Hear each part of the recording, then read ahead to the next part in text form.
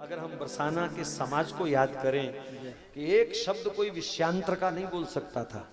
एक अगर नयन की बात है तो नयन के ही पद होंगे, बंसी की बात चल रही है तो बंसी के ही पद गाए जाएंगे, मोर मुकुट की अगर झलक चल रही है तो मोर मुकुट पर ही चर्चा होगी, विषयांतर नहीं हो सकता।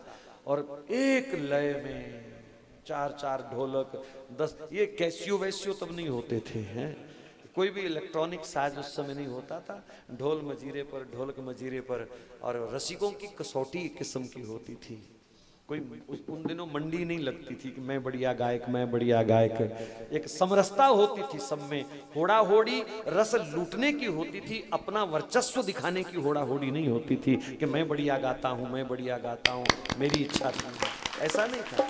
और आज भी मैं कई बार तरुण जी से कहता हूं कि क्या कभी बरसाना में, समाज में ऐसा वातावरण फिर बन सकेगा, फिर ऐसा समय आ सकता है।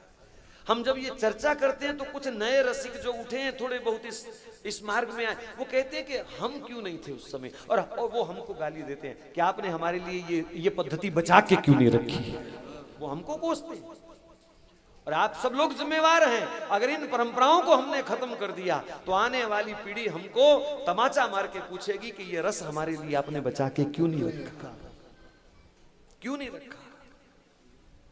इसलिए आप सबसे मेरा करबद्ध निवेदन है कि इस परंपरा को, इस रस पद्धति को, इन रसिकों की वाणियों को, मैं तो सबको कहता हूं, व्यासपीठ से भी बोलता हूं, कथाओं के माध्यम से, कि प्रजापति जी और सब जितने भी रसिक हैं खूब गाओ, जितने मर्जी भजन गाओ, लेकिन महापुरुषों की वाणी जरूर गाओ, जरूर गाओ।